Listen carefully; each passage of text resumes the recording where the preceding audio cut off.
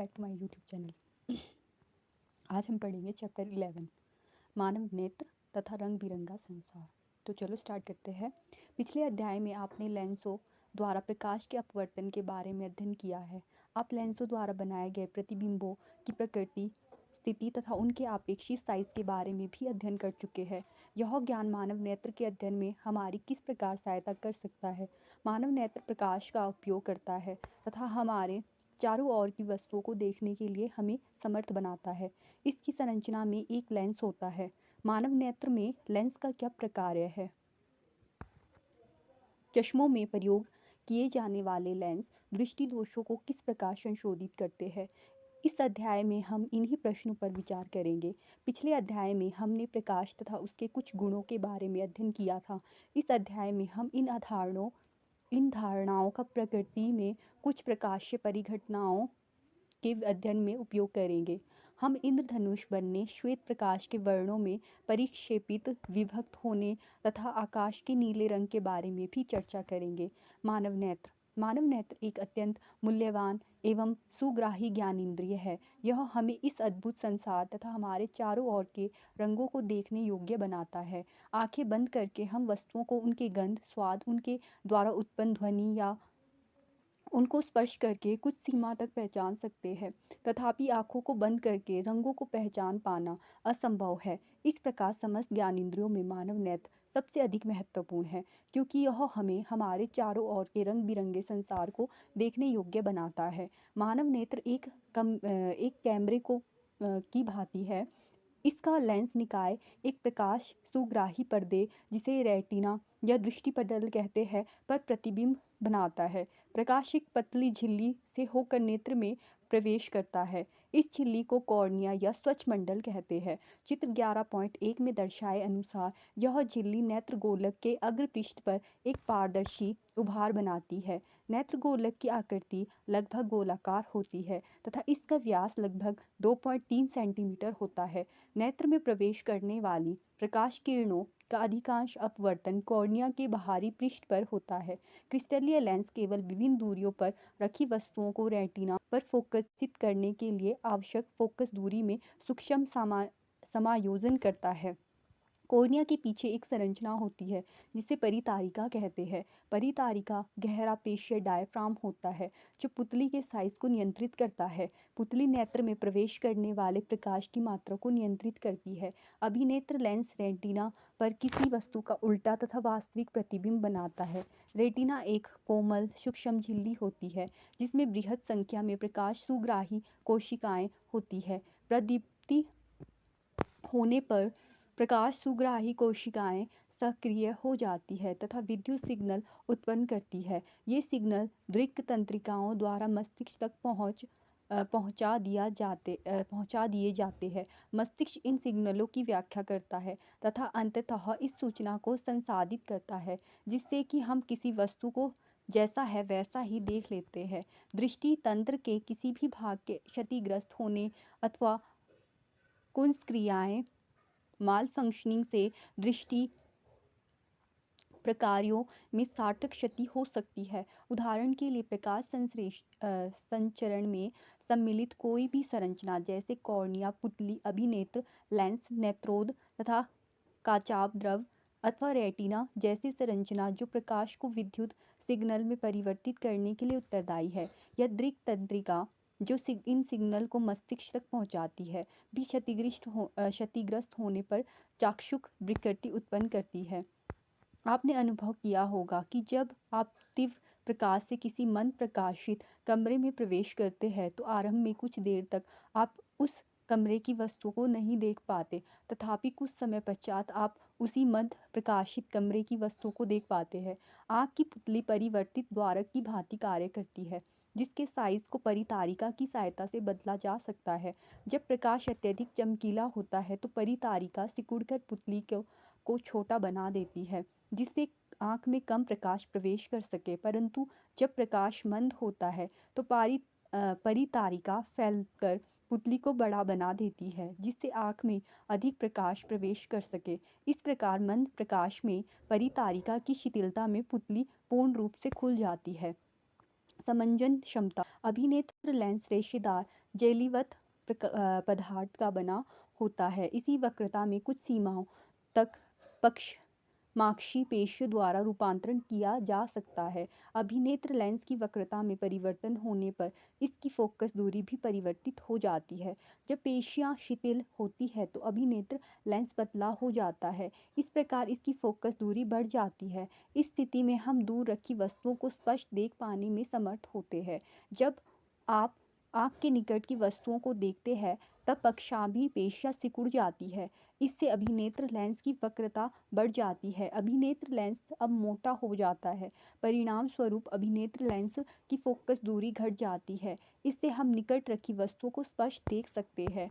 अभिनेत्र lens की वह क्षमता जिसके कारण वह अपनी फोकस दूरी को समायोजित कर लेता है समंजन कहलाती है। तथापि अभिनेत्र लेंस की फोकस दूरी एक निश्चित न्यूनतम सीमा से कम नहीं होती है। किसी छपे हुए पृष्ठ को आँख के अत्यंत निकट रख कर उसे पढ़ने का प्रयास कीजिए। आप अनुभव करेंगे कि प्रतिबिंब धुंधला है या इससे आपके नेत्रों पर तनाव पड़ता है। किसी वस्तु को आराम से सुस्पष्ट देखने के लिए आपको इसे अपने नेत्र से कम 25 सेंटीमीटर दूर रखना होगा। वह न्यूनतम दूरी जिस पर रखी कोई वस्तु बिना किसी तनाव के अत्यधिक स्पष्ट देखी जा सकती है उसे सुस्पष्ट दर्शन की अल्पतम दूरी कहते हैं। इसे नेत्र का निकट बिंदु भी कहते हैं।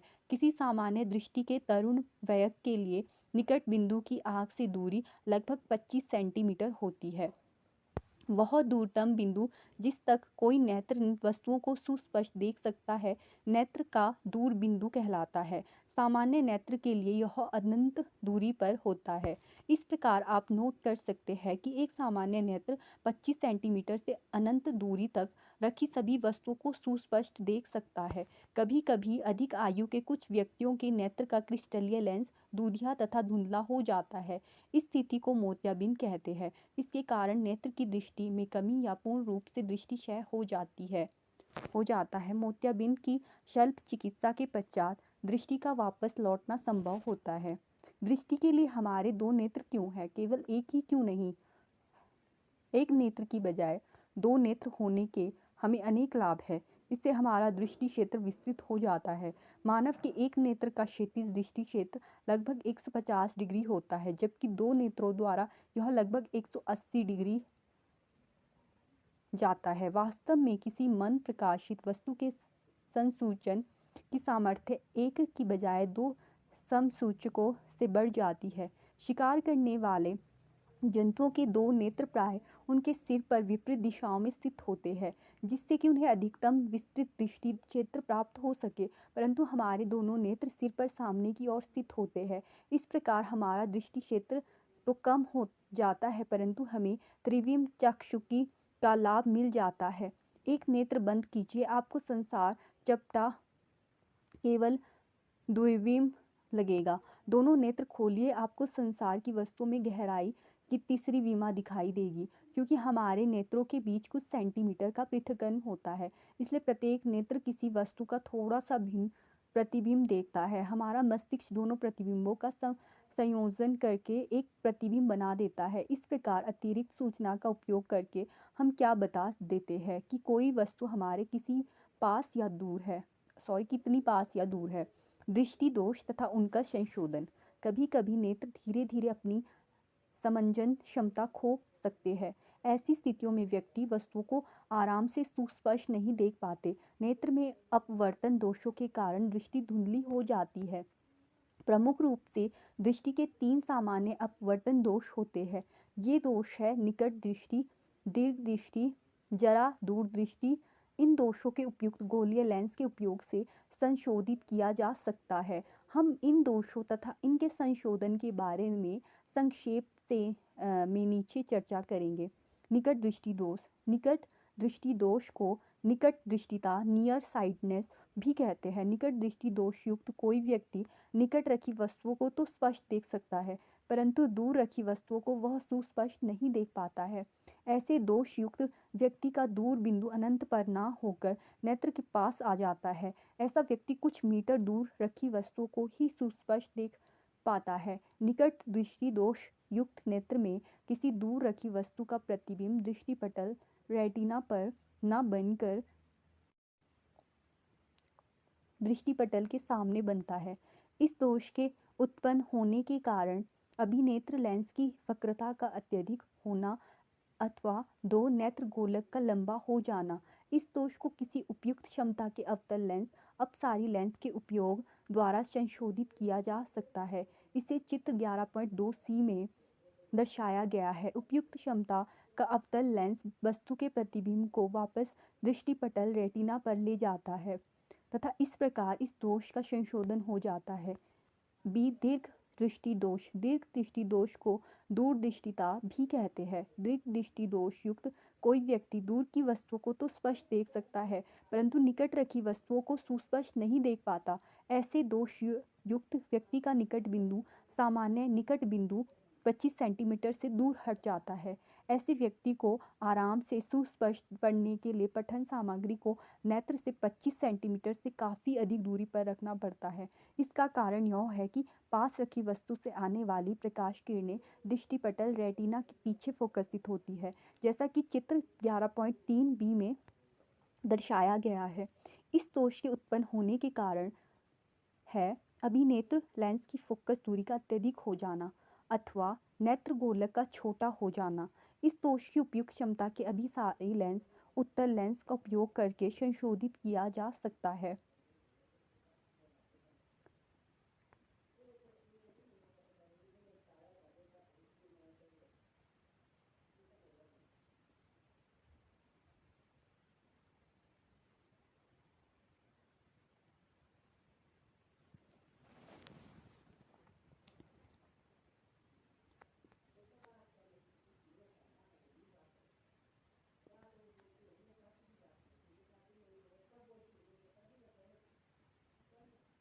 उत्तल लेंस युक्त चश्मे दृष्टिपटल पर वस्तु का प्रतिबिंब फोकसित करने के लिए आवश्यक अतिरिक्त क्षमता प्रदान करते हैं। जरा दूरदृष्टिता। आयु में वृद्धि होने के साथ साथ मानव नेत्र की समंजन क्षमता घट जाती है। अधिकांश व्यक्तियों का निकट बिंदु दूर हट जाता है। संशोधन चश्मों के बिना उन्हें पास की वस्तुओं को आराम से सुस्पष्ट देखने में कठिनाई होती है। इस दोष को जरा दूरदृष्टि कहते हैं। यह पक्षामी पेशियों के धीरे धीरे दुर्लभ होने तथा क्रिस्टलीय लेंस के लचीलेपन में कमी आने के कारण उत्पन्न होता है। कभी कभी किसी व्यक्ति के नेत्र में दोनों ही प्रकार के दोष निकट दृष्टि तथा दूर दृष्टि दोष हो सकते हैं। ऐसे व्यक्तियों को वस्तुओं को सुस्पष्ट देख सकने के लिए प्राय द्विफोकसी नेत्रों बाईफोकल लेंस की आवश्यकता होती है। सामान्य प्रकार के द्विफोकसी लेंसों में अवतल तथा उत्तल दोनों लेंस होते हैं। ऊपरी भाग अवतल लेंस होता है। यह दूर की वस्तुओं को सुस्पष्ट देखने में सहायता करता है। निचला भाग उत्तल लेंस होता है। यह पास की वस्तुओं को सुस्पष्ट देखने में सहायक होता है। आजकल संस्पर्श लेंस, कॉन्टैक्ट लेंस अथवा शल्य हस्तक्षेप द्वारा दृष्टि दोषों का संशोधन संभव है। प्रिज्म से प्रकाश का अपवर्तन। आप अध्ययन कर चुके हैं कि एक आयताकार कांच के स्लेब से गुजरने पर प्रकाश किस प्रकार अपवर्तित होता है। समांतर अपवर्तक पृष्ठों के लिए जैसा कि कांच के स्लेब में होता है, अपवर्तित किरण आपतित किरण के समांतर होती है, तथापि पार्श्व में यह कुछ विस्थापित हो जाती है। किसी पारदर्शी प्रिज्म से गुजरने पर प्रकाश किस प्रकार अपवर्तित होगा। कांच के एक त्रिभुज प्रिज्म पर विचार कीजिए। इसके दो त्रिभुजाकार आधार तथा 3 आयताकार पार्श्व पृष्ठ होते हैं। ये पृष्ठ एक दूसरे पर झुके होते हैं। इसके दो पार्श्व फलकों के बीच के कोण को प्रिज्म कोण कहते हैं। आइए अब एक क्रियाकलाप के द्वारा अध्ययन करें कि कांच के त्रिभुज प्रिज्म से गुजरने पर प्रकाश किस प्रकार अपवर्तित होता है। जरा सोचिए, अद्भुत वस्तुओं का वर्णन करते आप जिन्हें देख सकते आप, चमकीला है दीप्त सूर्य कहते यह है आप। अनुभव में भी करता दीप्त सूर्य का ताप, पर समझ ना पाया अब तक यह मैं बनाता कैसे वह दिन और रात। सी सिबेरर द्वारा अंग्रेजी भाषा में रचित कविता की कुछ पंक्तियों का हिंदी रूपांतरण। क्या आप जानते हैं कि हमारे नेत्र हमारी मृत्यु के पश्चात भी जीवित रहते हैं। अपनी मृत्यु के पश्चात नेत्र दान करने पर किसी नेत्रहीन व्यक्ति के जीवन को प्रकाश से भर सकते हैं। विकासशील देशों के लगभग 3.5 करोड़ व्यक्ति दृष्टिहीन हैं तथा उनमें से अधिकांश की दृष्टि ठीक की जा सकती है। कॉर्निया अंधता से पीड़ित लगभग 45 लाख व्यक्तियों को नेत्रदान द्वारा प्राप्त कॉर्निया के प्रत्यारोपण से ठीक किया जा सकता है। इन 45 लाख व्यक्तियों में 60% बच्चे 12 वर्ष से कम आयु के हैं। अतः यदि हमें दृष्टि का वरदान प्राप्त है तो क्यों ना इसे हम उन्हें अपने नेत्र देकर जाएं जिनके पास दृष्टि नहीं है। नेत्रदान करते समय हमें किन किन बातों को ध्यान में रखना चाहिए।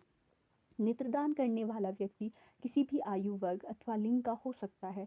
चश्मा पहनने वाले या मोतियाबिंद का ऑपरेशन करा चुके व्यक्ति भी नेत्रदान कर सकते हैं। मधुमेह अथवा उच्च रक्तचाप से पीड़ित व्यक्ति, दमे के रोगी तथा वे व्यक्ति जिन्हें कोई संक्रामक रोग नहीं है भी नेत्रदान कर सकते हैं। मृत्यु के पश्चात 4 से 6 घंटे के भीतर नेत्र निकाल लिए जाते हैं। अतः समीप के नेत्र बैंक को तुरंत सूचित करें। नेत्र बैंक की टीम दिवंगत व्यक्ति के घर पर या अस्पताल में नेत्र निकाल लेंगी। नेत्र निकालने के मात्र 10-15 मिनट का समय लगता है। यह एक सरल प्रक्रिया है तथा इसमें किसी प्रकार का विरूपण नहीं होता। ऐसे व्यक्ति जो एड्स, हेपेटाइटिस बी या सी, जलभीति, रेबीज, तीव्र ल्यूकेमिया, धनुस्तंभ, हैजा, तानिका शोथ या मस्तिष्क शोथ से संक्रमित है या जिनकी इसके कारण मृत्यु हुई हो, नेत्रदान नहीं कर सकते। नेत्र बैंक दान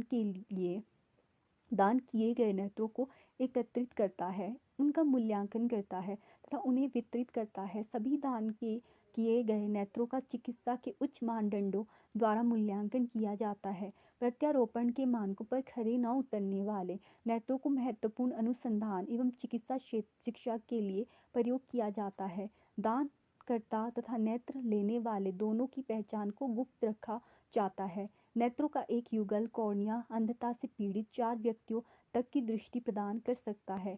क्रियाकलाप 11.1 एक ड्राइंग बोर्ड पर ड्राइंग पिनों की सहायता से सफ़ेद कागज़ की एक शीट लगाइए। इस शीट पर कांच का प्रिज्म इस प्रकार रखिए कि इसका त्रिभुजाकार फलक आधार बन जाए। एक पेंसिल का प्रयोग करके प्रिज्म की सीमा रेखा खींचिए। प्रिज्म के किसी एक अपवर्तक पृष्ठ AB में कोई कोण बनाती हुई एक सरल रेखा PE खींचिए।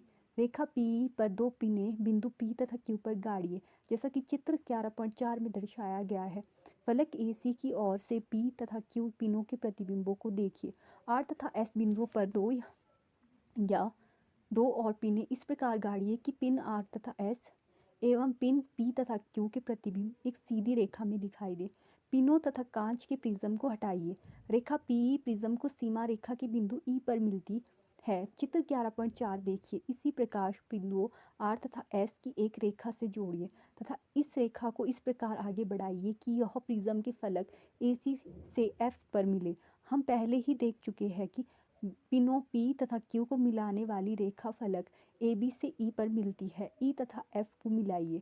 प्रिज्म के अपवर्तक पृष्ठों AB तथा AC पर क्रमशः बिंदुओं E तथा F पर अभिलंब खींचिए। चित्र 11.4 में दर्शाए अनुसार आपतन कोण, अपवर्तन कोण तथा निर्गत कोण को चिन्हित कीजिए। PE आपतित किरण, EF आपतित किरण, EF अपवर्तित किरण, FS निर्गत किरण, कोण A प्रिज्म कोण, कोण I आपतन कोण, कोण R अपवर्तन कोण, कोण E निर्गत कोण, कोण D विचलन कोण। यहाँ PE आपतित किरण है, EF अपवर्तित किरण है तथा FS निर्गत किरण है। आप देख सकते हैं कि पहले पृष्ठ AB पर प्रकाश की किरण वायु से कांच में प्रवेश कर रही है। अपवर्तन के पश्चात प्रकाश की किरण अभिलंब की ओर मुड़ जाती है। दूसरे पृष्ठ AC पर प्रकाश की किरण कांच से वायु में प्रवेश करती है, अतः यह अभिलंब से दूर मुड़ती है। प्रिज्म के प्रत्येक अपवर्तक पृष्ठ पर आपतन कोण तथा अपवर्तन कोण की तुलना कीजिए। क्या यह कांच के स्लैब में हुए झुकाव के समान ही है? प्रिज्म की विशेष आकृति के कारण निर्गत किरण आपतित किरण की दिशा में एक कोण बनाती है। इस कोण को विचलन कोण कहते हैं। इस स्थिति में कोण D विचलन कोण है। उपरोक्त क्रियाकलाप में विचलन कोण को चिन्हित कीजिए तथा इसे मापिए। कांच के प्रिज्म द्वारा श्वेत प्रकाश का विक्षेपण। आपने किसी इंद्रधनुष में भव्य वर्णों को देखा और सराहा होगा। सूर्य के श्वेत प्रकाश से हमें इंद्रधनुष के विभिन्न वर्ण किस प्रकार प्राप्त हो जाते हैं? इस प्रश्न पर विचार करने से पहले हम फिर से प्रिज्म से होने वाले प्रकाश के अपवर्तन को देखते हैं। कांच के प्रिज्म के झुके हुए अपवर्तक पृष्ठ एक रोचक परिघटना दर्शाते हैं। आइए इसे एक क्रियाकलाप द्वारा देखें। क्रियाकलाप 11.2 गत्ते की एक मोटी शीट लीजिए तथा इसके मध्य में एक छोटा छिद्र या एक पतली झिर्री बनाइए। पतली झिर्री पर सूर्य का प्रकाश पड़ने दीजिए। इससे श्वेत प्रकाश का एक पतला किरण पुंज प्राप्त होता है। अब कांच का एक प्रिज्म खींचिए तथा चित्र 11.5 में दर्शाए अनुसार झिर्री से प्रकाश को इसके एक फलक पर डालिए।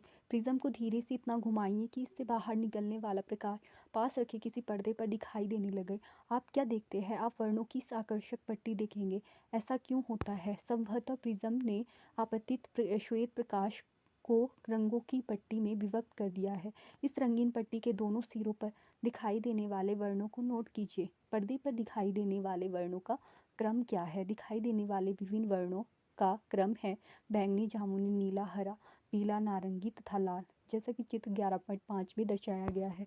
प्रसिद्ध परिवर्णी शब्द बिग्योर आपको वर्णों के क्रम याद रखने में सहायता करेगा। प्रकाश के अवयवी वर्णों के इस बैंड को स्पेक्ट्रम कहते हैं। हो सकता है कि आप सभी वर्णों को अलग अलग ना देख पाए, फिर भी कुछ ऐसा विषय है जो प्रत्येक वर्ण को एक दूसरे से अलग करता है। प्रकाश के अवयवी वर्णों में विभाजन को विक्षेपण कहते हैं। आपने देखा है कि श्वेत प्रकाश प्रिज्म द्वारा इसके 7 अवयवी वर्णों में विक्षेपित हो जाता है। हमें ये वर्ण क्यों प्राप्त होते हैं? किसी प्रिज्म से गुजरने के पश्चात प्रकाश के विभिन्न वर्ण आपतित किरण के सापेक्ष अलग अलग कोणों पर झुकते मुड़ते हैं। लाल प्रकाश सबसे कम झुकता है जबकि बैंगनी सबसे अधिक झुकता है। इसीलिए प्रत्येक वर्ण की किरणें अलग अलग पथों के अनुदिश निर्गत होती है तथा सुस्पष्ट दिखाई देती है। यह सुस्पष्ट वर्णों का बैंड ही हमें स्पेक्ट्रम के रूप में दिखाई देता है। आइजैक न्यूटन ने सर्वप्रथम सूर्य का स्पेक्ट्रम प्राप्त करने के लिए कांच के प्रिज्म का उपयोग किया। एक दूसरा समान प्रिज्म उपयोग करके उन्होंने श्वेत प्रकाश के स्पेक्ट्रम के वर्णों को और अधिक विभक्त करने का प्रयत्न किया, किंतु उन्हें और अधिक वर्ण नहीं मिल पाए। फिर उन्होंने चित्र 11.6 की भांति एक दूसरा सर्व सम प्रिज्म पहले प्रिज्म के सापेक्ष उल्टी स्थिति में रखा। इससे स्पेक्ट्रम के सभी वर्ण दूसरे प्रिज्म से होकर गुजरे। उन्होंने देखा कि दूसरे प्रिज्म से श्वेत प्रकाश का किरण पुंज निर्गत हो रहा है। इस प्रेक्षण से न्यूटन को यह विचार आया कि सूर्य का प्रकाश 7 वर्णों से मिलकर बना है। कोई भी प्रकाश जो सूर्य के प्रकाश के सदृश स्पेक्ट्रम बनाता है प्राय श्वेत प्रकाश कहलाता है। इंद्रधनुष वर्षा के पश्चात आकाश में जल के सूक्ष्म कणों में दिखाई देने वाला प्राकृतिक स्पेक्ट्रम है। यह वायुमंडल में उपस्थित जल की सूक्ष्म बूंदों द्वारा सूर्य के प्रकाश के परिक्षेपण के कारण प्राप्त होता है। इंद्रधनुष सदैव सूर्य के विपरीत दिशा में बनता है। जल की सूक्ष्म बूंदें छोटे प्रिज्मों की भांति कार्य करती है। सूर्य के आपतित प्रकाश को ये बूंदें अपवर्तित तथा विक्षेपित करती है, तत्पश्चात इसे आंतरिक परावर्तित करती है। अंततः जल की बूंद से बाहर निकलते समय प्रकाश को पुनः अपवर्तित करती है। प्रकाश के परिक्षेपण तथा आंतरिक परावर्तन के कारण विभिन्न वर्ण प्रेक्षक के नेत्रों तक पहुँचते हैं। यदि सूर्य आपकी पीठ की ओर हो और आप आकाश की ओर धूप वाले किसी दिन किसी जल प्रताप तत्व अथवा जल के फव्वारे से देखें तो आप इंद्रधनुष का दृश्य देख सकते हैं। वायुमंडलीय अपवर्तन।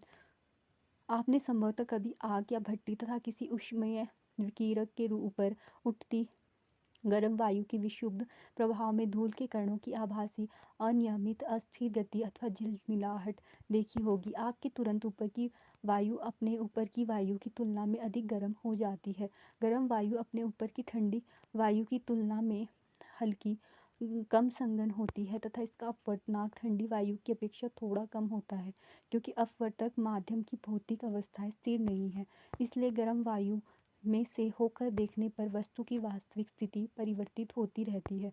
इस प्रकार यह अस्थिरता हमारे स्थानीय पर्यावरण में लघु स्तर पर वायुमंडलीय अपवर्तन, पृथ्वी के वायुमंडलीय के कारण प्रकाश का अपवर्तन का ही एक प्रभाव है। तारों का टिमटिमाना बृहद स्तर की एक ऐसी परिघटना है। आइए देखें इसकी व्याख्या हम किस प्रकार कर सकते हैं। तारों का टिमटिमाना। तारों के प्रकाश के वायुमंडलीय अपवर्तन के कारण ही तारे टिमटिमाते प्रतीत होते हैं। पृथ्वी के वायुमंडल में प्रवेश करने के पश्चात पृथ्वी पृष्ठ पर पहुंचने तक तारे का प्रकाश निरंतर अपवर्तित होता जाता है। वायुमंडलीय अपवर्तन उसी माध्यम में होता है जिसका क्रमिक परिवर्ती अपवर्तनांक हो। क्योंकि वायुमंडल तारे के प्रकाश को अभिलंब की ओर झुका देता है, अतः तारे की आभासी स्थिति उसकी वास्तविक स्थिति से कुछ भिन्न प्रतीत होती है। क्षितिज के निकट देखने पर कोई तारा अपनी वास्तविक स्थिति से कुछ ऊंचाई पर प्रतीत होता है। इसके अतिरिक्त, जैसा कि ऐसी ही परिस्थिति में पिछले अनुभाग में वर्णन किया जा चुका है, तारे की यह आभासी स्थिति भी स्थायी न होकर धीरे धीरे थोड़ी बदलती भी रहती है, क्योंकि पृथ्वी के वायुमंडल की भौतिक अवस्थाएं स्थायी नहीं है। चूँकि तारे बहुत दूर है, अतः वे प्रकाश के बिंदु स्रोत से सन्निकट है, क्योंकि तारों से आने वाली प्रकाश किरणों का पथ थोड़ा थोड़ा परिवर्तित होता रहता है। अंततः तारे की आभासी स्थिति विचलित होती रहती है तथा आंखों में प्रवेश करने वाले तारों के प्रकाश की मात्रा झिलमिलाती रहती है, जिसके कारण कोई तारा कभी चमकीला प्रतीत होता है तो कभी धुंधला, जो कि टिमटिमाहट का प्रभाव है। ग्रह क्यों नहीं टिमटिमाते? ग्रह तारों की अपेक्षा पृथ्वी के बहुत पास है, इसलिए उन्हें विस्तृत स्रोत की भांति माना जा सकता है। यदि हम ग्रह को बिंदु साइज के अनेक प्रकाश स्रोतों का संग्रह मान ले, तो इस सभी बिंदु साइज के प्रकाश स्रोत से हमारे नेत्रों में प्रवेश करने वाले प्रकाश की मात्रा में कुल परिवर्तन का औसत मान शून्य होगा। इसी कारण टिमटिमाने का प्रभाव निष्प्रभावित हो जाएगा। अग्रिम सूर्योदय तथा विलंबी सूर्यास्त। वायुमंडलीय अपवर्तन के कारण सूर्य हमें वास्तविक सूर्योदय से लगभग 2 मिनट पूर्व दिखाई देने लगता है तथा वास्तविक सूर्यास्त के लगभग 2 मिनट पश्चात तक दिखाई देता रहता है। वास्तविक सूर्योदय से हमारा अर्थ है सूर्य द्वारा वास्तव में क्षितिज को पार करना। चित्र 11.10 में सूर्य की क्षितिज के सापेक्ष वास्तविक तथा आभासी स्थितियाँ दर्शाई गई है। वास्तविक सूर्यास्त तथा आभासी सूर्यास्त के बीच समय का अंतर लगभग 2 मिनट है। इसी परिघटना के कारण ही सूर्योदय सूर्यास्त के समय सूर्य की चक्रिका चपटी प्रतीत होती है। प्रकाश का परिकीर्णन। प्रकाश तथा हमारे चारों ओर की वस्तुओं के बीच अनोन्य क्रिया के कारण ही हमें प्रकृति में अनेक आश्चर्यजनक परिघटनाएं देखने को मिलती है। आकाश का नीला रंग, गहरे समुद्र के जल का रंग, सूर्योदय तथा सूर्यास्त के समय सूर्य का रक्तताम दिखाई देना, कुछ ऐसी अद्भुत परिघटनाएं हैं जिनसे हम परिचित हैं। पिछली कक्षा में आपने कोलाइडली कणों द्वारा प्रकाश के परिकीर्णन के विषय में अध्ययन किया है। किसी वास्तविक विलयन से गुजरने वाले प्रकाश किरण पुंज का मार्ग हमें दिखाई नहीं देता, तथापि किसी कोलाइडली विलयन में जहाँ कणों का साइज अपेक्षाकृत बड़ा होता है, यह मार्ग दृश्य होता है। टिंडल प्रभाव। पृथ्वी का वायुमंडल सूक्ष्म कणों का एक विषममांगी मिश्रण है। इन कणों में धुआं, जल की सूक्ष्म बूंदें, धूल के निलंबित कण तथा वायु के अणु सम्मिलित होते हैं। जब कोई प्रकाश किरण पुंज ऐसे महीन कणों से टकराता है तो उस किरण पुंज का मार्ग दिखाई देने लगता है। इन कणों से विस्तृत प्रकाश परिवर्तित होकर हमारे पास तक पहुंचता है। कोलाइडली कणों द्वारा प्रकाश के परिकीर्णन की परिघटना टिंडल प्रभाव उत्पन्न करती है, जिसके विषय में आप कक्षा 9 में पढ़ चुके हैं। जब धुएं से भरे किसी कमरे में किसी सूक्ष्म छिद्र में कोई पतला प्रकाश किरण पुंज प्रवेश करता है तो इस परिघटना को देखा जा सकता है। इस प्रकार प्रकाश का परिकीर्णन कणों को दृश्य बनाता है। जब किसी घने जंगल के ढलान में सूर्य का प्रकाश गुजरता है तो टिंडल प्रभाव को देखा जा सकता है। जंगल की कुहासे में जल की सूक्ष्म बूंदें प्रकाश का परिकीर्णन कर देती है। परिकीर्णित प्रकाश का वर्ण परिकीर्णन करते समय कणों के साइज पर निर्भर करता है। अत्यंत सूक्ष्म कण मुख्य रूप से नीले प्रकाश को परिकीर्ण करते हैं, जबकि बड़े साइज के कण अधिक तरंग दैर्घ्य के प्रकाश को परिकीर्ण करते हैं। यदि परिकीर्णन करने वाले कणों का साइज बहुत अधिक है तो परिकीर्णित प्रकाश श्वेत भी प्रतीत हो सकता है। स्वच्छ आकाश का रंग नीला क्यों होता है? वायुमंडल में वायु के अणु तथा अन्य सूक्ष्म कणों का साइज दृश्य प्रकाश की तरंग दैर्घ्य के प्रकाश की अपेक्षा नीले वर्ण की ओर के कम तरंग दैर्घ्य के प्रकाश को परिकीर्णित करने में अधिक प्रभावी है। लाल वर्ण के प्रकाश की तरंग दैर्घ्य नीले प्रकाश की अपेक्षा लगभग 1.8 गुनी है। अतः जब सूर्य का प्रकाश वायुमंडल से गुजरता है तो वायु के सूक्ष्म कण लाल रंग की अपेक्षा नीले रंग को अधिक प्रबलता से परिकीर्ण करते हैं। प्रकीर्णित हुआ नीला प्रकाश हमारे नेत्रों में वायु के सूक्ष्म कण लाल रंग की अपेक्षा नीले रंग छोटी तरंग दैर्घ्य को अधिक प्रबलता से परिकीर्ण करते हैं। प्रकीर्णित हुआ नीला प्रकाश हमारे नेत्रों में प्रवेश करता है। यदि पृथ्वी पर वायुमंडल ना होता तो कोई परिकीर्ण ना हो पाता, तब आकाश काला प्रतीत होता। अत्यधिक ऊंचाई पर उड़ते हुए यात्रियों को आकाश काला प्रतीत होता है, क्योंकि इतनी ऊंचाई पर प्रकीर्णन सुस्पष्ट नहीं होता। संभवतः आपने देखा होगा कि खतरे के संकेत का प्रकाश लाल रंग का होता है, क्या आप इसका कारण जानते हैं? लाल रंग कोहरे या धुएं से सबसे कम प्रकीर्ण होता है, इसलिए यह दूर से देखने पर भी लाल रंग का ही दिखलाई देता है। सूर्योदय तथा सूर्यास्त के समय सूर्य का रंग। क्या आपने सूर्योदय तथा सूर्यास्त के समय आकाश तथा सूर्य को देखा है? क्या आपने सोचा है कि सूर्य तथा उसके आसपास का आकाश रक्ताम क्यों प्रतीत होता है? आकाश के नीले रंग तथा सूर्योदय तथा सूर्यास्त के समय सूर्य का रक्ताम प्रतीत होने को समझने के लिए आइए एक क्रियाकलाप करें। क्रियाकलाप 11.3। कोई अभिसारी लेंस L1 उत्तल लेंस लेकर इसके फोकस पर श्वेत प्रकाश का तीव्र स्रोत S रखिए। लेंस प्रकाश का एक समांतर किरण पुंज प्रदान करता है। प्रकाश के समांतर किरण पुंज को स्वच्छ जल से भरे एक पारदर्शी कांच के टैंक T से गुजारिए। किसी एक गत्ते से बने एक वृत्ताकार छिद्र से इस प्रकाश किरण पुंज को गुजरने दीजिए। चित्र 11.11 में दर्शाए अनुसार एक दूसरे अभिसारी लेंस L2 का प्रयोग करके वृत्ताकार छिद्र का स्पष्ट प्रतिबिंब पर्दे Mn पर बनाइए। टैंक में लगभग 2 लीटर स्वच्छ जल लेकर 200 ग्राम सोडियम थायोसल्फेट हाइपो घोलिए। जल में लगभग 1 से 2 मिलीलीटर सांद्र सल्फ्यूरिक अम्ल डालिए। आप क्या देखते हैं? लगभग 2 से 3 मिनट के पश्चात आप सल्फर के सूक्ष्म कणों को अवक्षेपित होते देखेंगे। जैसे ही सल्फर के कण बनना प्रारंभ होता है, आप कांच के टैंक के 3 पार्श्वों से नीला प्रकाश देख पाएंगे। यह सल्फर के सूक्ष्म कोलाइली कणों द्वारा कम तरंग दैर्ध्य के प्रकाश के परिकिरण के कारण है।